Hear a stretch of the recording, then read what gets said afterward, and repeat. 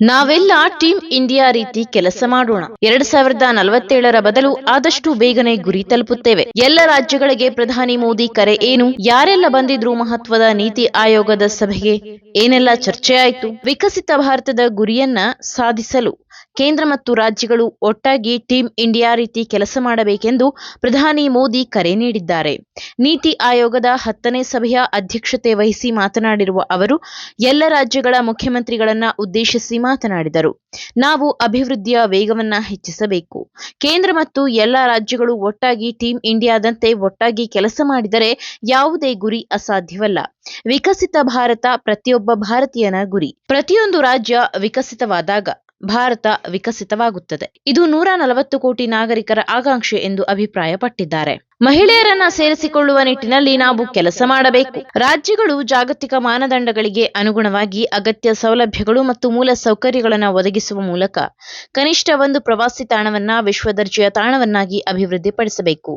ಒಂದು ರಾಜ್ಯ ಒಂದು ಜಾಗತಿಕ ತಾಣ. ಇದು ನೆರೆಯ ನಗರಗಳನ್ನ ಪ್ರವಾಸಿ ಸ್ಥಳಗಳಾಗಿ ಅಭಿವೃದ್ಧಿಪಡಿಸಲು ಸಹ ಕಾರಣವಾಗುತ್ತದೆ ಎಂದರು. ಭಾರತ ವೇಗವಾಗಿ ನಗರೀಕರಣಗೊಳ್ಳುತ್ತಿದೆ. ಭವಿಷ್ಯಕ್ಕೆ ಸಿದ್ಧವಾಗಿರುವ ನಗರದತ್ತ ನಾವು ಕೆಲಸ ಮಾಡಬೇಕು. ಬೆಳವಣಿಗೆ, ನಾವೀನ್ಯತೆ ಮತ್ತು ಸುಸ್ಥಿರತೆಯು ನಮ್ಮ ನಗರಗಳ ಅಭಿವೃದ್ಧಿಗೆ ಎಂಜಿನ್ ಆಗಿರಬೇಕು. ನಮ್ಮ ಕಾರ್ಯಪಡೆಯಲ್ಲಿ ಮಹಿಳೆಯರನ್ನ ಸೇರಿಸಿಕೊಳ್ಳುವ ನಿಟ್ಟಿನಲ್ಲಿ ನಾವು ಕೆಲಸ ಮಾಡಬೇಕು. ಅವರು ಕಾರ್ಯಪಡೆಯಲ್ಲಿ ಗೌರವಯುತವಾಗಿ ಸಂಯೋಜಿಸಲ್ಪಡುವಂತೆ ನಾವು ಕಾನೂನುಗಳು ಮತ್ತು ನೀತಿಗಳನ್ನು ರೂಪಿಸಬೇಕು ಎಂದು ತಿಳಿಸಿದ್ದಾರೆ. ಮನಸ್ಸು ಮಾಡಿದ್ರೆ ವಿಕಸಿತ ಭಾರತಕ್ಕಾಗಿ 2047ರವರೆಗೆ ಕಾಯಬೇಕಿಲ್ಲ.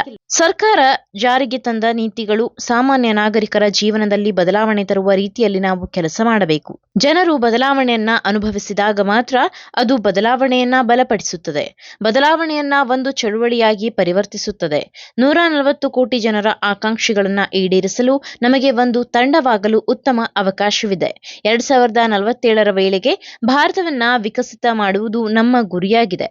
ಪ್ರತಿಯೊಂದು ರಾಜ್ಯ, ಪ್ರತಿಯೊಂದು ನಗರ, ಪ್ರತಿಯೊಂದು ನಗರ ಪಾಲಿಕೆ ಮತ್ತು ಪ್ರತಿಯೊಂದು ಗ್ರಾಮವನ್ನ ವಿಕಸಿತ ಮಾಡುವ ಗುರಿ ನಮಗಿರಬೇಕು. ನಾವು ಈ ಮಾರ್ಗದಲ್ಲಿ ಕೆಲಸ ಮಾಡಿದರೆ ವಿಕಸಿತ ಭಾರತ ಆಗಲು 2047ರವರೆಗೆ ಕಾಯಬೇಕಿಲ್ಲ ಎಂದು ವಿಶ್ವಾಸ, ನಿರೀಕ್ಷೆ ಹೊರಹಾಕಿದ್ದಾರೆ.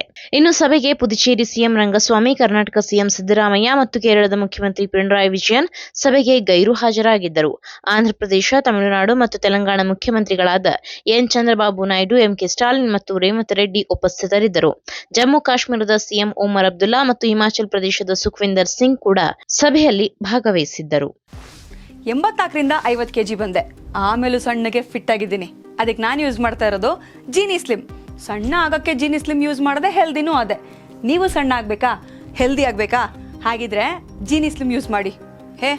ಸಣ್ಣ ಆಗೋದಕ್ಕೆ ಯಾವುದೋ ಪ್ರಾಡಕ್ಟ್ ಹೇಳ್ತಾ ಇದ್ದಾಳೆ, ಏನಾದರೂ ಸೈಡ್ ಎಫೆಕ್ಟ್ಸ್ ಇದೆ ಅಂತ ಯೋಚನೆ ಮಾಡ್ತಾ ಇದ್ದೀರಾ? ಖಂಡಿತ ಇಲ್ಲ. ಯಾಕಂದರೆ ಇದು ಕೆಮಿಕಲ್ ಫ್ರೀ. ಸಣ್ಣ ಆಗಬೇಕು ಅಂದರೆ ಜೀನಿ ಸ್ಲಿಮ್ ಯೂಸ್ ಮಾಡಿ. ಹೆಚ್ಚಿನ ಮಾಹಿತಿಗೆ ಕೆಳಗೆ ಡಿಸ್ಪ್ಲೇ ಆಗ್ತಿರೋ ನಂಬರ್ಗೆ ಕಾಲ್ ಮಾಡಿ.